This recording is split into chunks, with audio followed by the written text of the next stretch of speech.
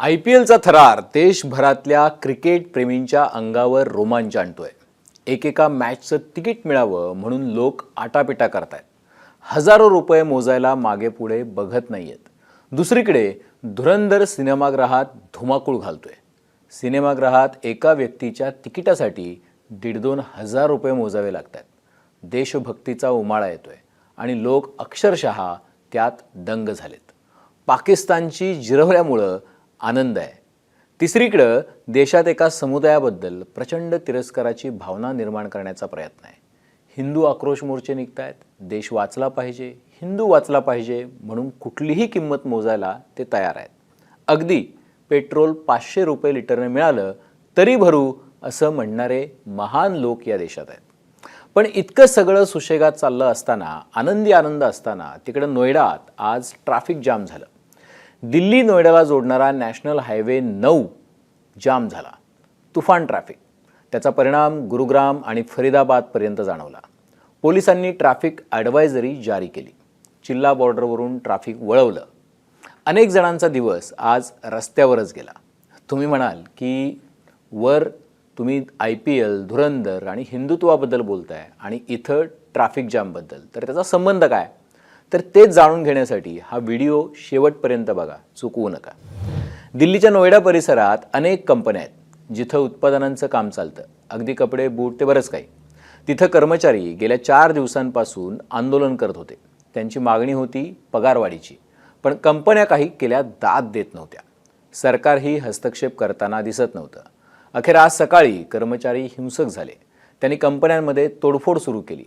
Sector 57-58 मध्ये कंपन्यांच्या इमारतीचं नुकसान करण्यात आलं, काचा फोडण्यात आल्या, रस्त्यावरची वाहनं उलटवण्यात आली, जाळपोळ करण्याचा प्रयत्नही झाला. पोलीस घटनास्थळी पोहोचले आणि त्यांनी स्थिती कंट्रोलमध्ये आणण्याचा प्रयत्न केला. बरं, हे कॉर्पोरेट कामगार नाही आहेत ज्यांचा पगार लाखात आहे. अशी काही स्थिती नाही आहे. हे साधे कामगार आहेत जे बेसिक काम करतात. त्यांचा पगार आणि त्यांची स्थिती ऐकली तर तुमच्या पायाखालची जमीन सरकेल.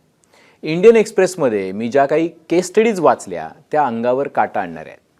IPL आणि धुरंधर पाहून ज्यांच्या अंगावर रोमांच येत आहेत त्यांनी या कामगारांचं जगणं एकदा ऐकावं आणि थोडा विचार करावा. सुरेंद्र कश्यप, वय वर्ष केवळ 18. हा तरुण मूळचा संभलचा आहे, उत्तर प्रदेशचा. अनुभव अपॅरल्समध्ये तो काम करतो. ही नोएडाच्या सेक्टर 49 मधली कंपनी आहे. त्याचं काम काय आहे तर मेजरमेंट चेकर म्हणून तो काम करतो आहे. तो म्हणतो की मानेसरमध्ये जे लोक सेम काम करतात त्यांचा पगार 20,000 आहे, तर आमचा पगार का वाढत नाही आहे? आता तुम्ही म्हणाल की सुरेंद्रचा पगार किती आहे? तर त्याला महिन्याला केवळ 13,000 रुपये पगार आहे.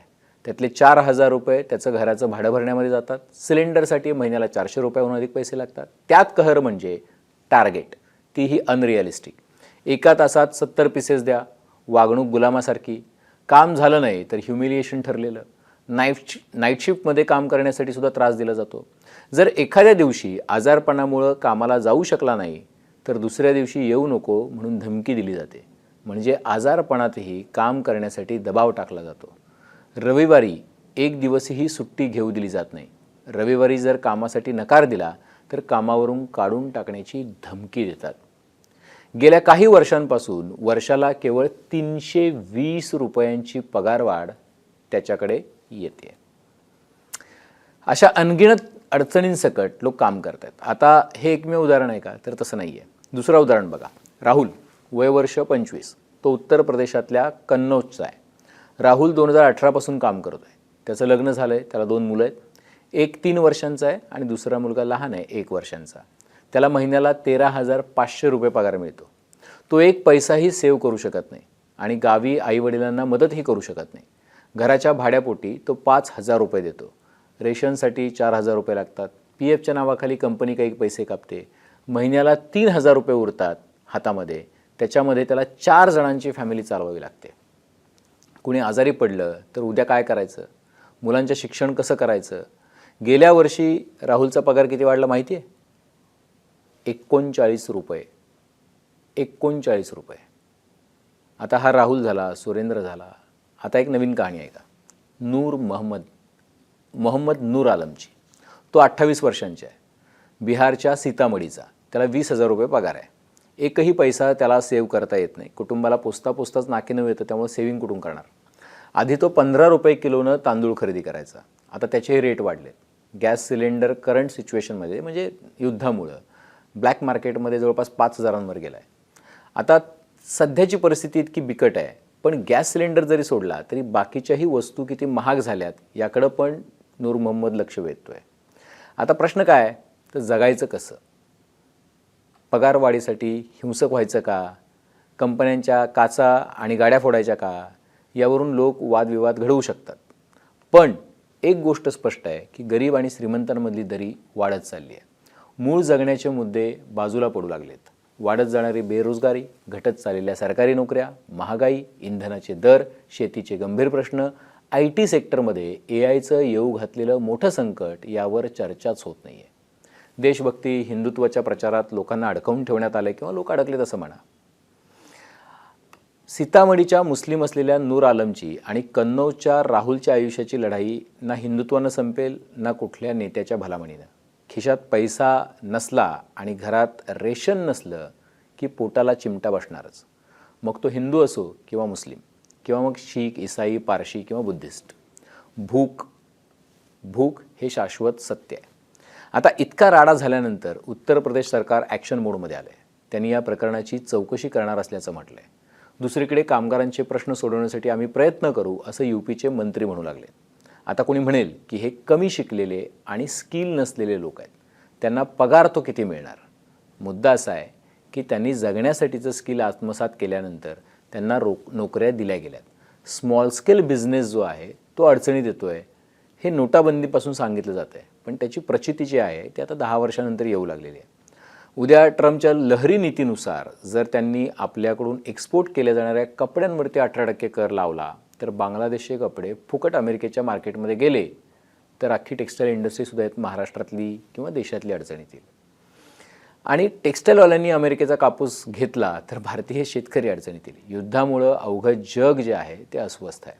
मार्केट क्रॅश झाली आहेत, इन्व्हेस्टर धास्तावलेत, नवी गुंतवणूक टाळली जाते. अनिश्चिततेचा काळ आहे ज्याचे परिणाम दूरगामी असणार आहेत. एकीकडे राहुल, सुरेंद्रसारखे छोटे कामगार आहेत आणि दुसरीकडे ओरॅकलसारख्या कंपनीतून नुकतीच नोकरी गमावलेले 30,000 उच्च विद्याविभूषित लोक. AIच्या आगमनामुळं IT इंडस्ट्रीत जो भूकंप येण्याची शक्यता वर्तवली जाते त्यामुळं लोक धास्तावले.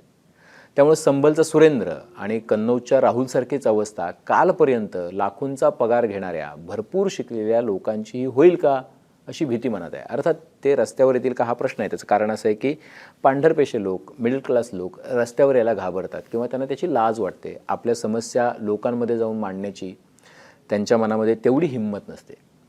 नव्या येणाऱ्यांना म्हणजे नवे लोक जे मार्केटमध्ये येत आहेत शिकून, त्यांना रोजगार कुठे, किती पगाराचा आणि कसा मिळेल याची शाश्वती नाही आहे. जुने अधांतरी आहेत, म्हणजे त्यांची नोकरी कधी आहे आणि कधी नाही हे त्यांनाच माहीत नाही आहे.